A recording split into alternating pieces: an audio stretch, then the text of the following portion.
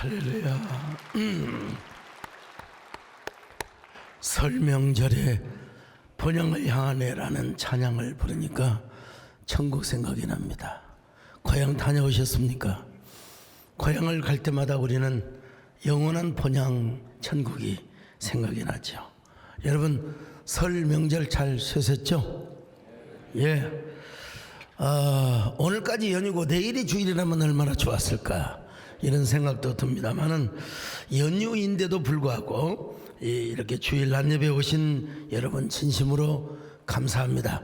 1부, 2부, 3부 이렇게 다들 많이 보여주셔서 정말 감사드린데 제가 혹시 어제 보내드린 택배 받으셨는지요?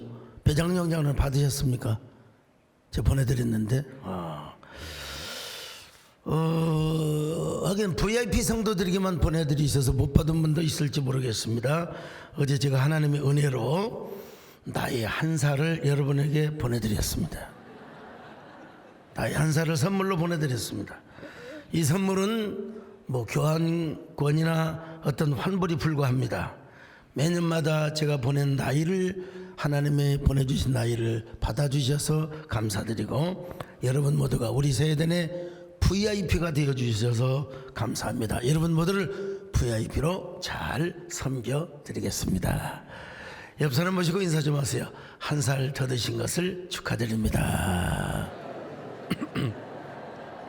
한 번 더 하세요. 이거야말로 하나님의 은혜입니다. 지금 여러분 그 나이에서 2살 빼야 됩니다. 그건 윤석열 대통령께서 만들어 놓은 선물입니다. 그러니까 뭐 60이나 58입니다. 정원사님 지금 85예요 이제. 너무 이렇게 나이 먹었다 생각하지 마시고 그러나 하나님이 주신 나이는 여러분의 선물입니다. 미국의 경제학자인 갤브레이스가 쓴 불확실성의 시대라 옛날에도 있었는데 요즘 수정 정부판이 나왔습니다. 갤브레이스는 우리 시대를 뭐라고 정의하느냐? 불확실성의 시대라고 정의를 합니다. 세상에는 아무것도 확실한 것이 없다는 것입니다. 녹지 않을 것 같은 빙하가 계속도가 흐르고 있으며 코로나로 인하여 변하지 않을 것 같은 세상에 변화가 있지 않습니까? 스마트폰의 등장으로 온 세계가 옛날에 컴퓨터 못해도 그 뭐 컴퓨터 못하면 컴맹인데 요즘 컴퓨터 못해도 스마트폰으로 다 해버려요. 그냥 완전히 막 스마트폰. 이게 망하지 않을 것 같은 소니나 또 뭐 IBM, 노키아 등 세계를 호령하던 기업들이 다 도태되고 있지 않습니까? 인공지능의 시대가 왔습니다. 많은 직업이 없어질 것이고 새로운 직업이 탄생할 것입니다. 세상은 어떤 형태로 인공지능이 도래하게 될지 누구도 예측하지 못한다는 것입니다. 과거와는 달리 예측 불허의 시대입니다. 우리가 사는 세상을 지구촌이라고 부르죠. 네트워크. 다 네트워크가 되어 있어요. 전 세계가 하나의 네트워크로 러시아와 우크라이나 전쟁으로 세계 곡물 가격이 오르고 이스라엘과 하마스와의 전쟁으로 기름값 그 다음에 가스 가격이 올라가고 있는 것 아니겠습니까? 어느 곳에서 어떤 일이 일어나면 전 세계로 금방 파급이 되어버리고 맙니다. 언뜻 보면 이런 모든 일들은 우리와 직접적인 연관이 없는 남의 나라인 이야기인 것처럼 들릴 수 있을지 모르지만 그렇지 않습니다. 우리는 가만히 앉아있어도 고스란히 그 영향을 받게 되어 있습니다. 어떤 영향이 끼쳐질지 몰라요.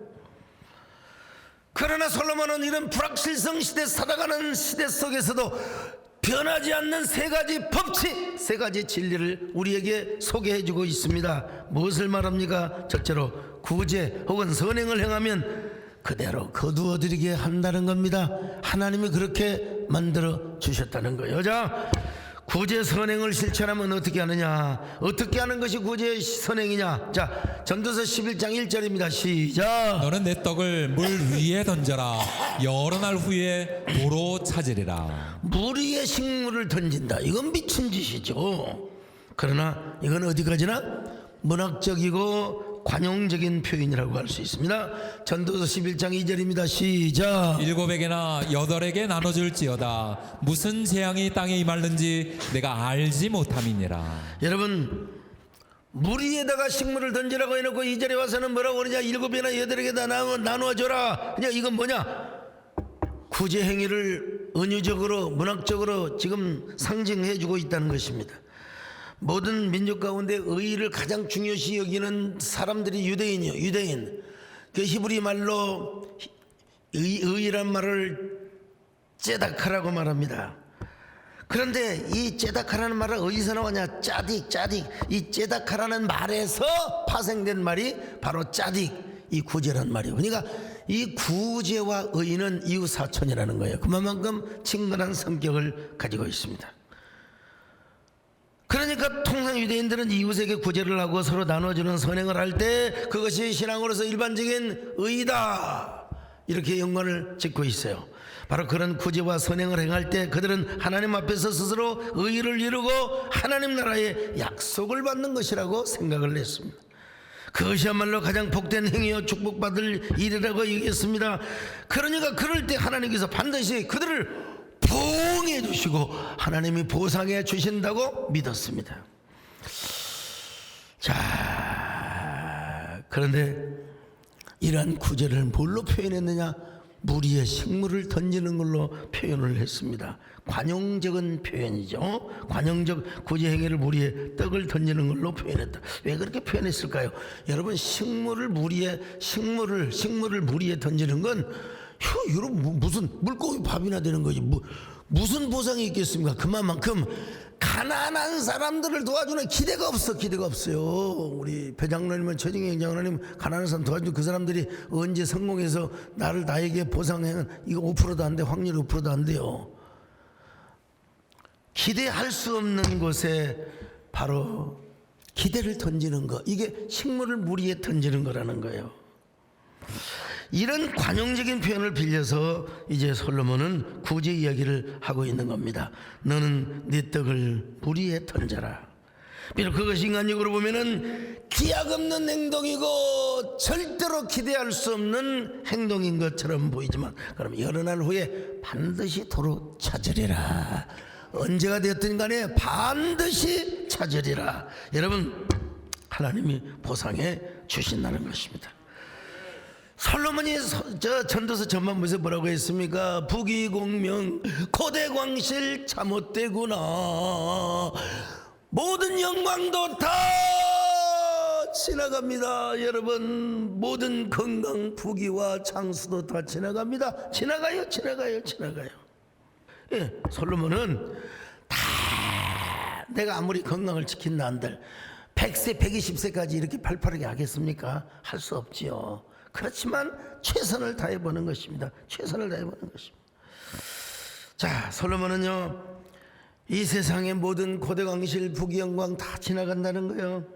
아무리 부귀와 영광과 권력을 누려도 다 지나간다는 거예요. 지나가요. 그러니까 이 땅에서 뭐라고 살아야 되느냐? 지나가니까 불쌍한 사람 좀 도와줘라. 정치로 말하면 민생을 챙겨라. 우리 교회로 말하면 구제를 해라, 이 말이요. 구제를 해라. 이것이 기쁨이 되고 이것이 보람이 되는 행위라는 것입니다.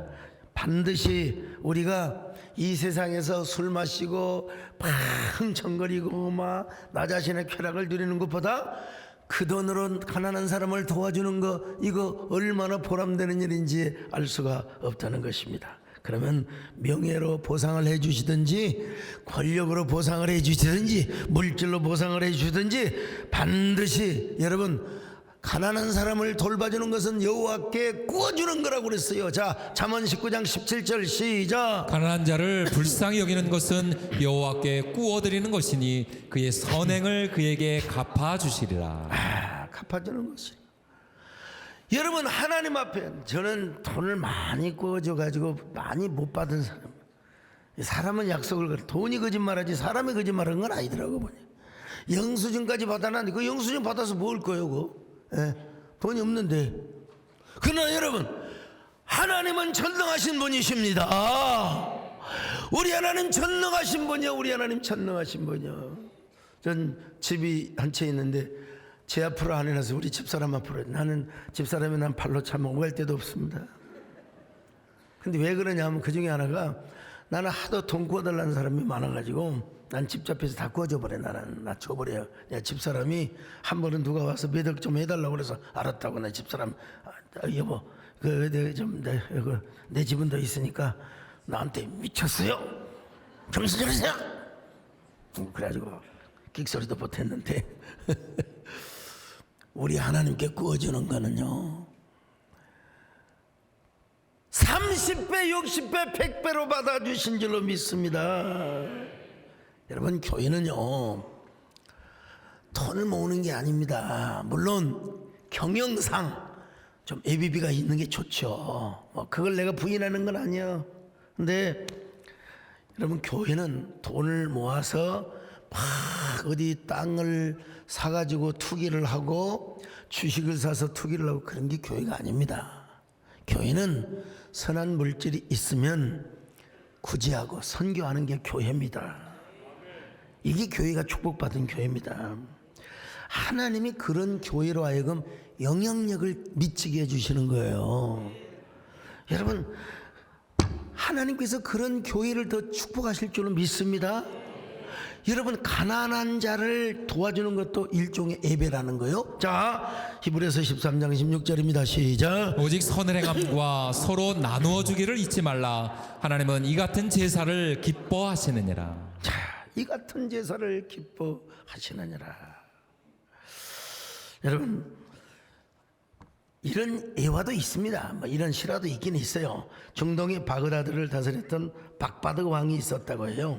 이 박바드 인터넷 치면 다 나오는 건데 박바드 왕에게는 왕자 한 사람이 있었는데 그가 8살쯤 되었을 때에 그만 강물에 놀다가 그냥 급류에 쓸려서 떠내려가 버렸어요. 왕은 사랑하는 아들을 찾기 위해서 모든 군사들을 불러서 강하류를 샅샅이 뒤집어도록 했어. 아들이 발견되지 않자 시체라도 건져오면 내가 후한상을 드리겠다고. 근데 일주일인가 얼마 후에 아들이 나타난 거예요. 살아있어요. 자 강하류에 쭉 바위가 하나 있는데 그 바위를 붙들고 살아난 거예요. 근데 그때까지 뭘 먹어야 살 거 아니야. 근데 쭉 보니까 저 가죽부대에다가 뭐가 던지러 오더라는 거예요. 그걸 주워서 보니까 그 속에 빵이 있는 거예요. 아침과 저녁으로 매일로 빵이 내려오더라는 거예요. 그 빵을 먹고 살았다는 것입니다. 그래서 왕은 수소문 끝에 강 상류에 살고 있는 모하메트 베타산이라는 사람을 찾았어요. 왜 당신은 빵을 그렇게 보냈느냐, 그렇게 식물을 물 위에 던졌느냐 그랬더니 이유를 물었습니다. 너는 네 떡을 물 위에 던져라. 여러 날 후에 도로 찾으리라. 이 말씀을 믿고 던졌습니다. 이 진리대로 모하메트 베타사는 왕으로부터 후한상을 받았습니다. 하물며 왕도 이렇게 후한상을 준다면 여러분 하물며 하나님이시겠습니까? 우리가 구제와 선행을 해야 하는 또 하나의 이유가 있습니다. 그것은 어떤 재앙이 임할지 모르기 때문에 그래요. 구제를 하면은 하나님께서 재앙을 막아주신다네. 자 전도서 11장 2절입니다. 시작. 무슨 재앙이 땅에 임할는지 내가 알지 못함이니라. 자 그 다음에 시편 41편 1절로 2절을 봅니다. 시작. 가난한 자를 볼살피는 자에게 복이 있으며 재앙의 날에 여호와께서 그를 건지시리로다. 여호와께서 그를 지키사 살게 하시리니 그가 이 세상에서 복을 받을 것이라. 복을 받을 것이라. 여러분 이혜령 교수님 아시죠? 지금 돌아가셨지만 교수님 할머니가 용인에 살았어요. 부자였어요. 머슴을 막 너댓 명 둘 정도로 부자였어요. 근데 이웃집에 김씨 아저씨가 어느 날 달이 휘영청 뜨는 달밤에 아니 창고에서 쌀을 돌려가고 있는 거야. 도적질해 가고 있는 거야. 그러자마자 이 할머니가 얼마나 지혜가 있으니 김씨 아저씨, 이씨 아저씨, 박씨 아저씨 다 나와요. 내가 저 김씨 아저씨에게 오늘 저녁 때쯤 쌀 한 가마니 가져가라고 그렇게 얘기했는데요. 이 바빠서 저녁에 온 것 같다고 좀 한 푸대씩 갖다가 날라주라고. 이 김씨 아저씨가 얼마나 고마웠겠습니까? 얼마나. 이후로 얼마 못 되어서 6.25 전쟁이 터졌습니다. 그리고 부자들을 다 잡아들이고 숙장을 합니다. 이때 그 쌀을 도적질해 가진 김씨 아저씨가 인민위원장이 되어서, 그리고 저 할머니는 살려야 된다, 저 할머니는 살려야 된다. 그래서 여러분 할머니가 살아났다는 겁니다. 구제를 했더니 재앙의 날에 구원을 받았다는 좋은 이야기가 아니겠습니까? 자, 여러분 하나님의 말씀은 믿는 사람이든 믿지 않는 사람이든 어떤 경우에도 구제만큼은 하나님께서 공평하게 받게 해주신다는 것입니다. 우리가 구제를 하면 하나님 반드시 우리의 재앙의 날에 하나님이 갚아주신다는 거요.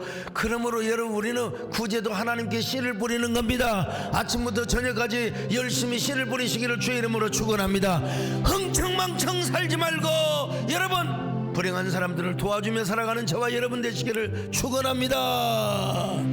새벽부터 사랑하고 저녁까지 부담없이 열매 차차히 혹시 꺼낼 때 기쁨으로 거두리로라 기쁨으로 거두리로라 기쁨으로 거두리로라. 여러분 아프리카에 가면 애들이 기를 물이 없어가지고 저 우물에서 6시간 8시간 이상 물을 걸어 길어오는 이런 애들이 많이 있습니다. 여러분. 저 아이들 한번 사진 속의 아이들 한번 생각해 보세요. 저렇게 자고 있는, 저는 탄자니아, 르완다, 또 어디 르완다 비슷한 이름이 어디 있더라? 르완다, 또 뭐 이디오피아, 탄자니아, 뭐 여러 아프리카 나라를 방문했습니다. 근데 다녀보니까 이 탄자니아가 제일 저 마사이족들 정말 그 아주 심하더라고요. 엄청나게 우물 많이 파줬습니다. 심지어는 캄보디아 같은 데서 우물 파주고요. 우리 교회가 우물 많이 파드렸습니다. 그리고 학교도 세워주고 또 아이들에게 식사도 제공해주고 또 병들어 있는 애들 병원에 끌고 가서 병 고쳐주고, 그 월드비전과 함께 우리가 그렇게 했는데 제 통장에서 아마 계속해서 100만 원씩 나갈 거예요. 아마 계속. 여러분 우리 교인들도 수천 명이 작정했어요. 계속 5만 원, 3만 원, 2만 원, 10만 원 계속 나갈 거예요. 나는 우리 성도들 너무너무 감사해요. 예. 특별히 우리 김철수 장로는 르완다에다가 또 중고등학교 하나 또 세웠고요. 그렇게 쓰임받고 있는 성도들 너무너무 감사합니다. 이러한 아이들이 우리 자녀라고 생각하면 사실 여러분 혹시 3년으로 끝냈습니까?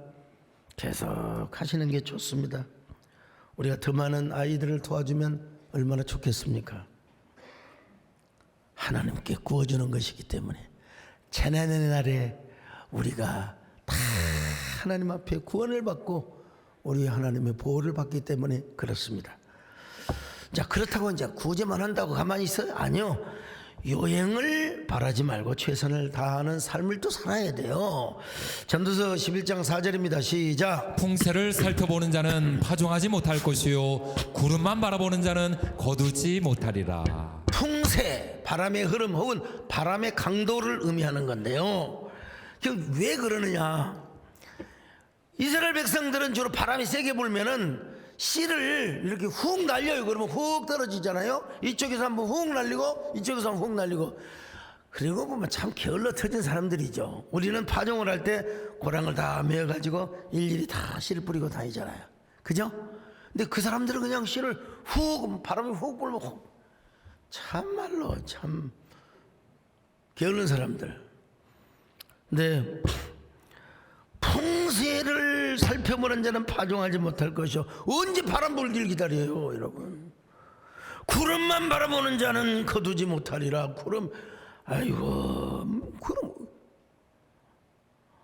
하나님을 바라보고 뭐 하느냐? 최선을 다하는 거. 요행을 바라보면 안 된다 이 말입니다. 요행을 기대하면 안 된다는 겁니다. 모든 것이 하나님의 손에 달려 있기 때문이다.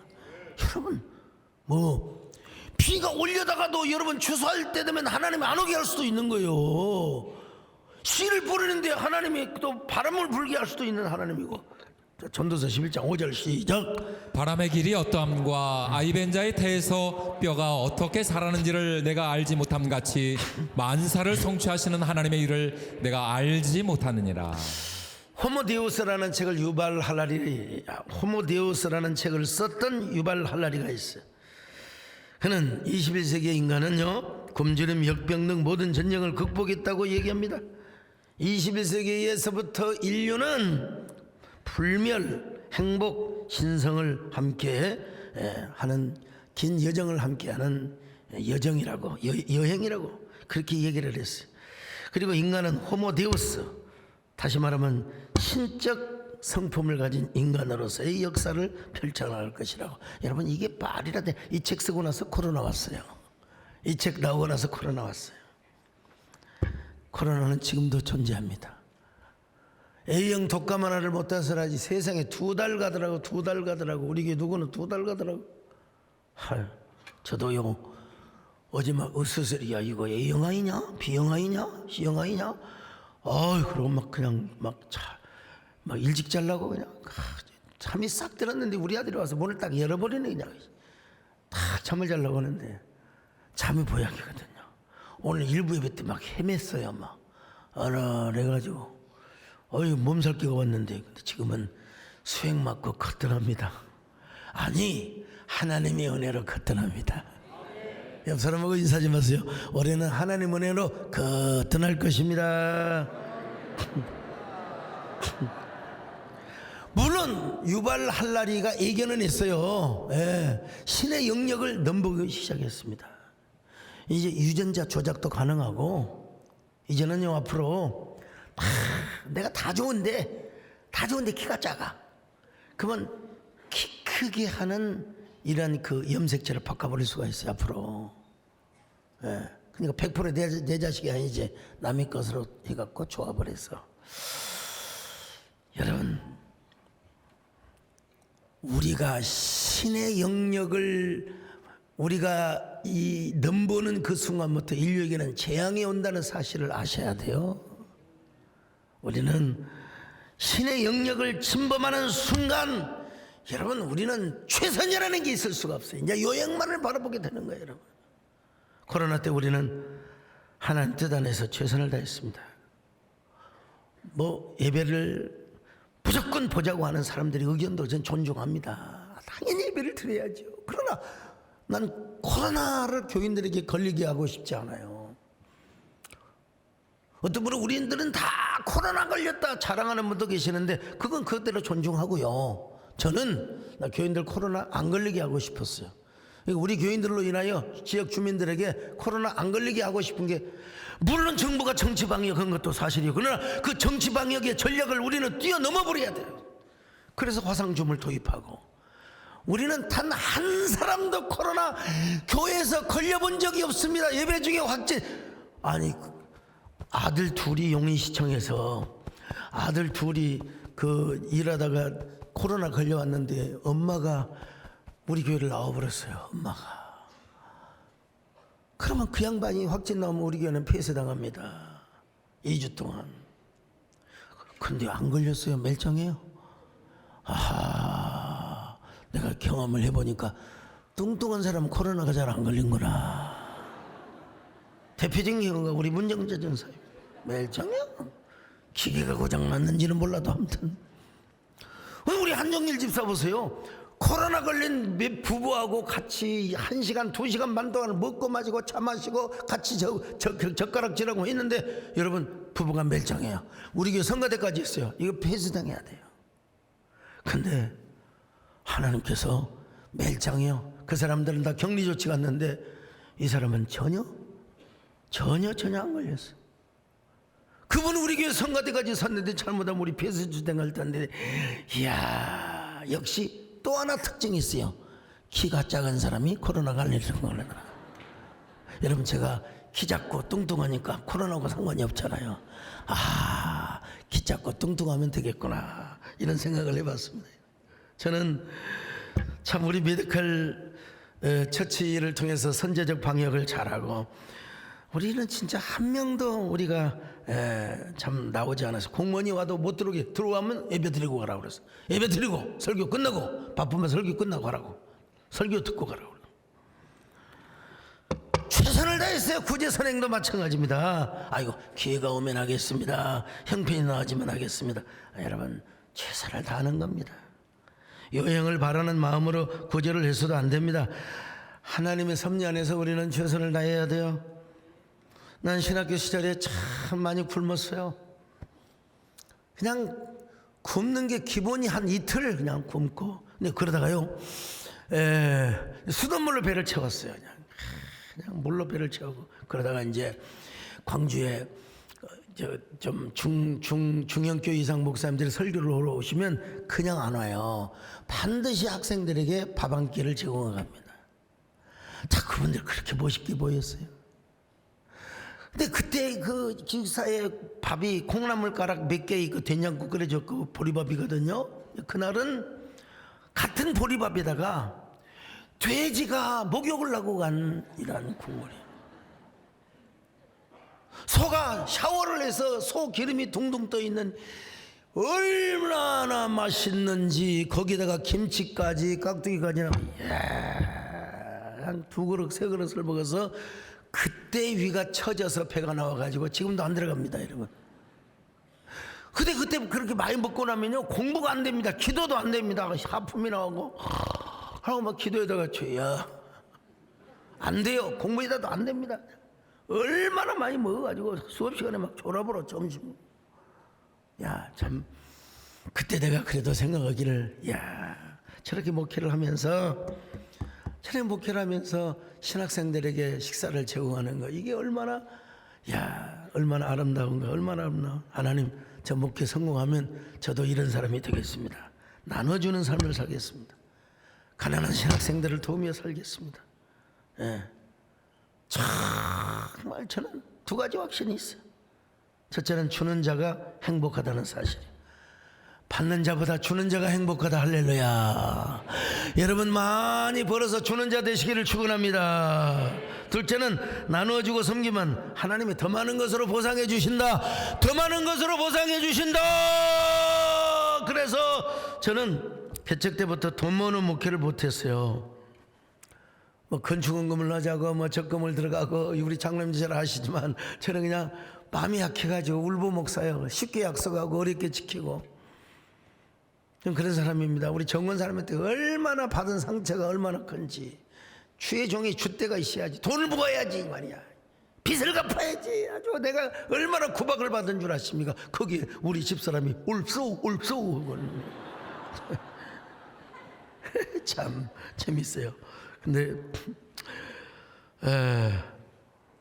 더더구나 저는 저가 어렸을 때 신학교 다닐 때 도와줬던 분들과 연관된 사람들이 찾아와 뭐 누구 팔고 이름 팔고 하면 제가 다 해드렸어요. 구미동 성전 구미동에 있는 저 예배당 지을 때 여러분 계약금이 없어가고 오순자 군사님한테 300만 원 꾸고 양계석 전사님한테 200만 원 꾸고 그랬을 거야 아마. 그리고 땅 샀어요. 그랬는데 하나님께서 하나님의 방법으로 다 채워주시고 세상에 IMF 기간에 빚 다 갚아버리고 저축을 했으면 쉽게 했죠. 그러나 저축 안 해도 하나님이 더 쉽게 해주시더라고요. 정권생 그래 안 그래요? 해줬죠. 여러분 우리 하나님께서요 이 예배당을 건축할 때도 돈 한 푼 없었습니다. 근데 2달 만인가 그냥 땅값 다 갚아버렸어요. 계약해놓고요. 그때 성도들이 기도를 받으러 오는데 1층에 사무실에 있는데 저 문까지 줄을 섰었다니까. 몇 천만 원씩 들고 그냥 주야죠. 쫙 와가지고 그냥 기도하고. 저 구미동 성전 예배당을 지을 때는 우리 문정남 장로님 막 그냥 막 15억을 헌금을 해버렸어. 15억을 해버렸어. 그냥. 내가 저축 안 해도 하나님이 다 문장님 저축하는 거 하나님이 다 해주시더라고요. 정원생 그걸 아셔야 돼요. 여러분 이 예배당 지을 때 여러분 지금 이거 한 1,500억 이상 있어야 지어요. 지금 근데 하나님께서 참 다 채워주시고 다 여러분 이 구정날에도 이렇게 아마 나는 텅텅 빌 줄 알았어요. 텅텅 빌 줄 알았어요. 그런데도 이렇게 꾸역꾸역 모여드는 거 보면 참 우리가 보통 미친 게 아닙니다 지금.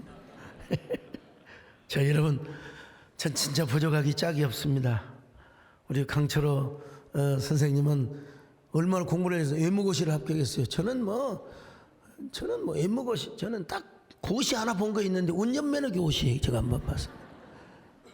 운전면허는 제가 수석을 합격을 했어요.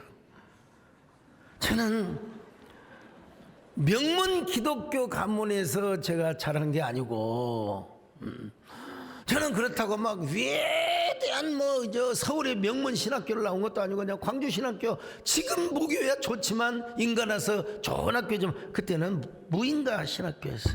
그러니까 한마디로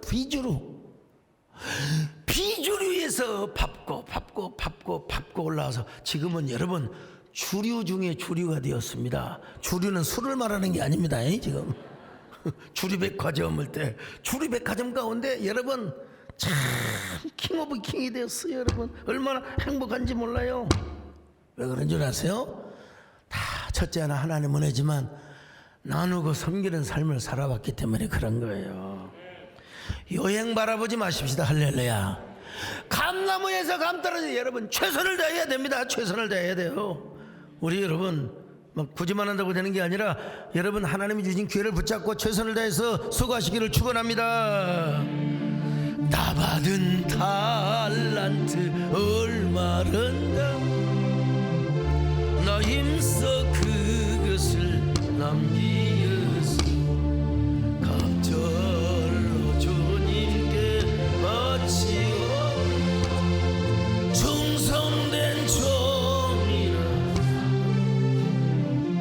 세 번째 캄캄한 날을 위하여 하나님이 심으라는 거예요. 여러분 우리 앞에 재앙이 온다는 거거든요. 근데 그 재앙의 날을 위하여 하나님이 심으라는 거예요. 자 전도서 11장 7절로 8절입니다. 시작. 빛은 실로 아름다운 것이라 눈으로 해를 보는 것이 즐거운 일이로다. 사람이 여러 해를 살면 항상 즐거워할지로다. 그러나 캄캄한 날들이 많으리니 그 날들을 생각할지로다. 다가올 일은 다 헛되도다. 여러분 눈이 아름다운 빛을 바라보는 것은 행복합니다. 눈이 부시게 푸르른 날을 얼마나 여러분 아름다운 날입니까? 저기 얼마나 아름다운 날입니까? 봄날의 화사한 봄빛 가을에 눈부시는 저 꽃자리. 근데 우리가 사는 날 동안 폭풍우가 내리고 비바람이 불고 풍랑이 참 우리가 아무리 해피하게 살려고 해도 재난이 오면 재앙이 오면 인상을 찡그리지 않을 수가 없습니다. 캄캄한 날에는 여러분 우울하지 않을 수가 없어요. 여러분 재앙의 날에는 마음이 우울해지는 거예요. 그러니까 이런 걸 생각하면 인생이 헛돼요. 인생이 뭐냐? 이런 인생 살려고 내가 태어났단 말이냐? 왜 나는 이렇게 꼬여? 왜 이렇게 내 인생은 이렇게 풀리지 않아? 그러나 여러분 아닙니다. 오히려 솔로몬은 우리에게 암시적으로 말씀하고 있어요. 그 캄캄한 날을 위하여 우리가 해야 될 일이 있다는 것입니다. 그것은 하나님 나라와 하나님의 복음을 위하여 직접적으로 힘을 하는 것입니다. 할렐루야. 그러면 환난의 때를 면하게 하여 줄 것이다. 재앙의 때를 면하게 하여 줄 것이다. 믿으세요. 구제와 선행을 넘어서 여러분 하나님의 나라를 위하여 몸된 교회를 위해 심어보라 이거요. 요즘 우리 교단이나 다른 총회 보면 총회장 전쟁이 얼마나 많은지 몰라요. 어떻게 어렵게 쟁취한 그 총회장이라 총회장 기간에 그냥 교권을 그냥 휘두르고 이런 걸 제가 봐요. 다른 교단도 그렇다 보면 다 지나가는 건데 난 그런 적이 없습니다. 나누어 주고 심고 베풀고 기도하고. 난 총회장을 제가 뭐 선거로 된 사람도 아니고 나간다고 말도 안 했는데 그냥 스스로 다 양보하고 소강석이 나오면 다 떨어질 테니까 참 이거 정말 이 선거에 나가실 분들은 저 같은 은혜를 받으셔야 돼요. 가만히 있는데 다 양보 다 해버려. 그냥 혼자 단독 하라고. 그래서 추대받고 총회장 됐습니다. 추대받고. 김 부회장 그래 안 그래요? 물론 제 양반이 애를 많이 썼지만, 근데 지내놓고 보니까 하나님께서 또 예비한 거예요. 재앙의 날을 위하여. 코로나 기간에 제가 총회장이 되어서 이미 기울어진 운동장, 이미 기울어져 버렸어요. 이 기울어진 운동장을 어떻게 평평하게 만드느냐. 진짜 어떨 때는 막 정부 앞에 가서 싸우고 막 욕을 하고 막 그냥 그러다가 또 아이고 총리님 그래서야 되겠습니까 하고 살살 달래서 여러분 예배를 회복시켰습니다. 어떤 사람은 뭐 막 밀탁. 여러분 예배 회복을 위해서는 뭘 못하겠습니까 여러분. 이게 정치고 이것이 지도력이죠. 여러분 저는 근데 그 전에 하나님께 많은 걸 심었어요. 가난한 교회 목회자들 또 여러 노예와 기관에서 요구하는 거 하나도 거절하냐고 다 해줬어요. 그러니까 대세가 저한테 오는 거예요. 여러분 우리가 하나님과 온전한 관계를 이루게 되고 그 진정한 관계가 하나님 앞에 진정한 의가 되는 것입니다. 그러므로 여러분 우리 하나님 앞에 심으면 심는 대로 거둔 줄을 믿으시기를 바랍니다. 갈라디아 6장 7절입니다. 시작. 스스로 속이지 말라. 하나님은 업신여김을 받지 아니하시나니 사람이 무엇으로 심든지 그대로 무엇으로? 콩 심은 데 콩 나고 팥 심은 데 팥 나고 여러분 반드시 나요. 반드시 나요. 여러분 우리가 왜 보험 들어요? 보험 드는 이유가 뭔 줄 아세요? 보험 좋더만. 넣을 때는 조금 그렇지만 나중에 타먹을 때 여러분 보험 드세요. 보험 드시고 딱 나중에 타가지고 감동이 오면 그거 하나님께 드리세요. 아 정말 난 정말 그랬어요. 난 보험 난 뭐 생각지도 않았어요. 심장 스탠트 하나 박았더니 이 세상에 보험금이 막 얼마나 나와. 하나님 이건 하나님 주신 것입니다. 그래서 하나님께 드렸어요. 자, 저 보험 좋대. 하물며 하나님께 보험 드는 거야. 얼마나 위대한 일입니까? 인생이 늘 즐겁고 행복한 날만 있는 게 아니에요. 캄캄한 날이 와요. 봄날과 따스한 가을만 있는 게 아니에요. 무더운 여름이 오고 그리고 폭풍 후 어제 그냥 너무 체력장을 제가 과시를 했더니 막 몸살통이라 가지고 어스러세요. 이러다가 큰일 났다 했는데 그 장님들 앞에서 턱걸이를 과시했거든요. 몇 번을 과시했어요. 우리 아들 앞에서도 그렇고요. 제가 이 정도 체력이 있다. 야 교만하면 안 된다. 아이고 주여 어깨가 막 그냥 결리고 막 그냥 한 번만 하면 되지. 두 번만 해, 세 번, 네 번, 다섯 번, 여섯 번, 일곱 번, 열 번, 여러 번 해버렸어요. 그냥 얼마나 그냥 잘한다 말은 안 해도 자꾸 잘한다고 하는 것 같아서 또 하고.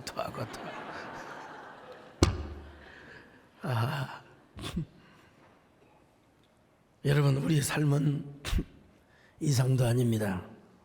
환상도 아닙니다. 언제나 리얼하고 리얼리티 현실 그 자체입니다. 그래서 내가 무리하면 주의 정도 이렇게 막 몸살통이 오더라고 보니까요. 그래서 우리는 우리의 삶의 현장에서 몸살하지 말고 구제와 선행, 그것도 무리하지 말고 여러분의 능력만큼 구제와 선행을 잘 하셔야 된다는 교훈을 주고 있어요. 그런다고 해서 구제해놓고 요양만 아니요. 기회가 올 때 기회를 잡고 여러분 열심히 일을 해야죠. 근데 더 중요한 불변의 법칙이 있어요. 하나님께 하나님의 복음과 하나님의 나라를 위하여 몸된 교회에 심는 거, 이거야말로 반드시 거둘 줄로 믿습니다. 근데 이거는 억지로가 안 돼요. 그냥 이건 억지로가 안 돼. 이건 마음에서 우러나야 돼요. 하나님의 사랑의 끈이 우리를 끌고 가야 돼요. 하나님의 사랑의 줄을 우리를 메어가야 돼요.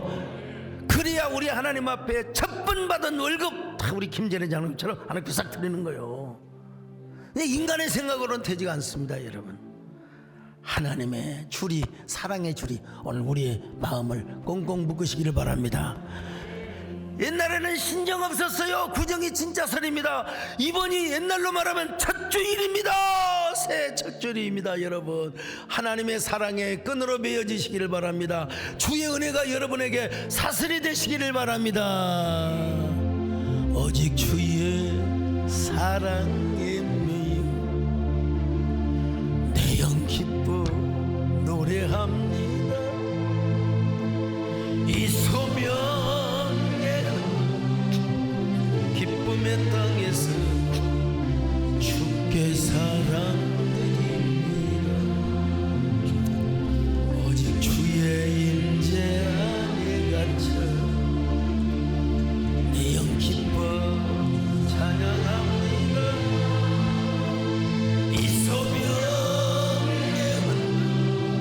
걸어가는 땅에서 주께 경배드립니다. 주께서 주신 모든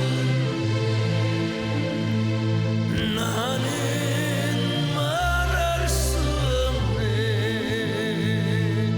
내 영혼 즐거이 주 따르렵니다. 주께 내 삶. 하나님, 나는 얼마나 하나님과 나와의 째다카 혹은 짜딕을 하였습니까? 맨날 하나님 머리만 바라보고 그냥 내가 요행을 누리려고 했지는 않습니까? 주 안에서 최선의 삶을 살게 도와주시고, 그러면서 우리가 하나님의 재단에, 하나님 나라와 복음에 우리가 심는 저희들 되게 하여 주시옵소서. 인생은 환상이 아닙니다. 리얼하는 것입니다. 참으로 실제적인 것입니다.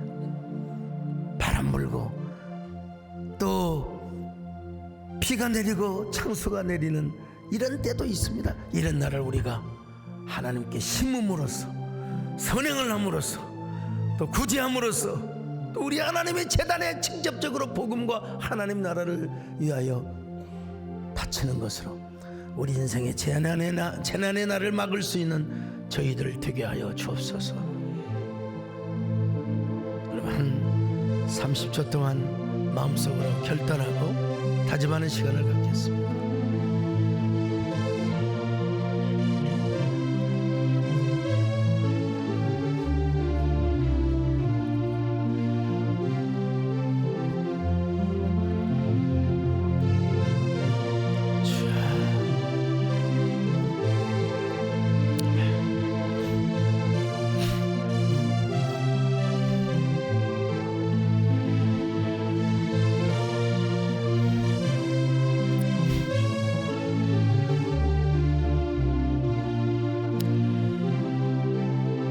이 모든 말씀을 예수님의 이름으로 기도 올리옵나이다. 아멘.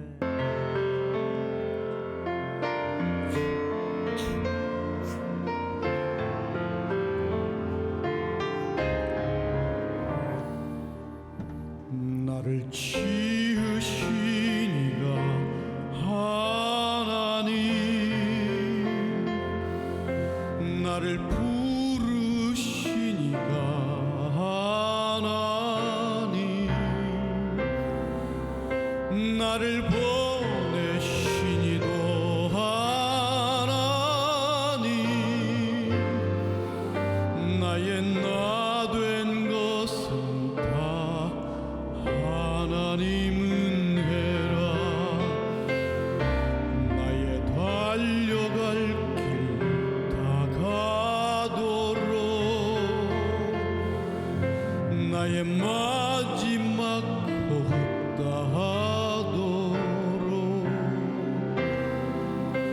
나로 그 십자가 품게 하시니, 나의 나 된 것은 다 하나님은 해라.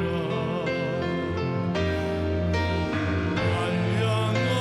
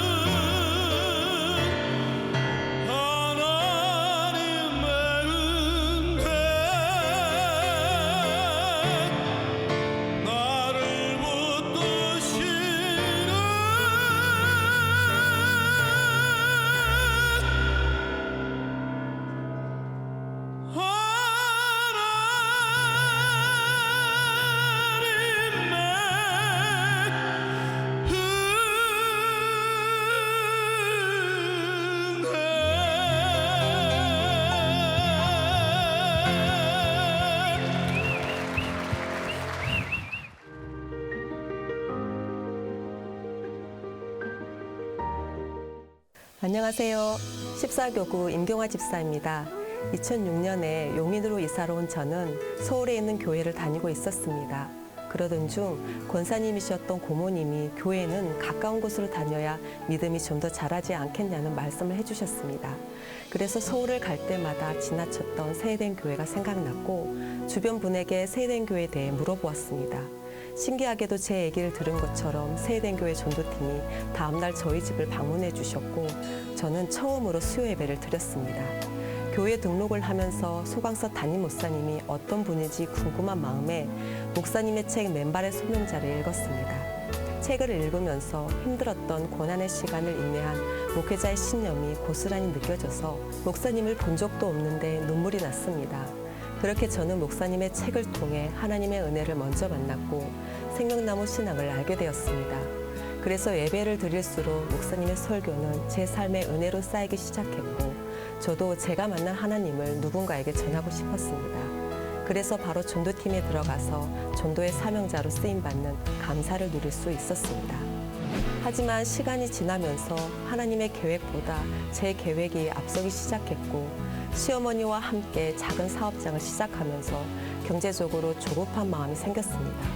일과 사명이라는 선택의 순간에서 결국 저는 사명을 내려놓을 수밖에 없었습니다.